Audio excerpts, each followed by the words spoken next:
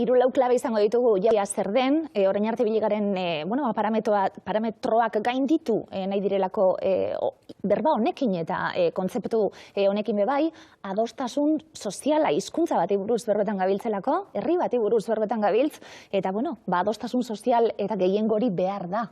Bai, eta gainera nik uste dut Euskaraldiak erakutsi duela, ezta? Euskaraldia hizkuntzaren normalizazioaren alde sozial edo hanka sozialari begira erakutsi du hor adostasun, sinergia, aliantza berriek onuragarriak dakartzatela. Orduan guk egin dugun ariketa da, eta badago lortzerik hizkuntza politiketan, alegia normalizazioan alde politikoan adostasunik. Jote, ikusi dugu baietz.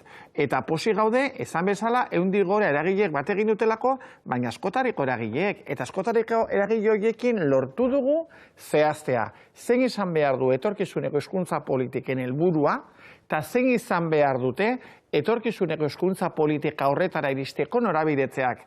Guretzat hori, ariketa hori ikaragarria da. Oain jauzia etorriko da, ariketa hori praktikara eramaterakoan. Txostena, oso eskuragai dauena zuen web orrian eta leku guztietan irakurtzeko modukoa dalako, ideiak hartzeko eta danok gogoetapur bat egiteko bai, helburu nagusia izango litzatekelako gune erosoak sortu, euskaldunok erabili alizateko euskera, jauzi hori emon alizateko benetan, ezta?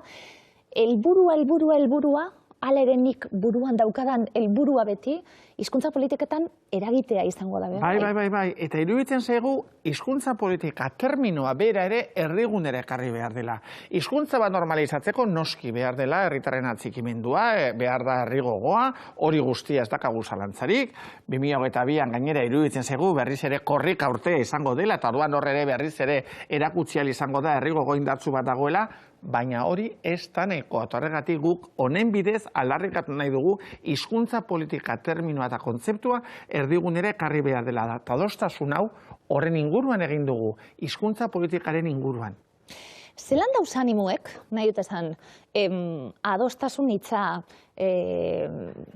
adostasun sozial zabalak, esaten gabiltzan erosotasuna, jauzia, oso atsegin eta oso amablia delako hau dana, lortu nahi dugu, iruditzen zait, pandemiak egin digu, klik, geuze askotan, euskalgintzari ere, irudipena daukat egin diola, ez da? Bai, egin dio eta egin digu, baina guk, bainera prozesu guzti egin genuen berriz ere ez itxialdia, baina berriz ere baldintza makurretan, ez da dana online bidez, Zoom bidez, baina eragileekin egoten ginenean eta gu bagenuen kezka. Ez euskalgintzako eragileekin, baina jo behar bagenuen, jo dugun moduan, medikuen kolegioara, jo behar baduen abokatuen kolegioara, jo behar bagenuen mundu kooperatibora, hor nola hartuko zuten, ez otez diguten ezango aizue begira, badira beste gauza garrantzitsuago batzuk, eta ez da horrela izan.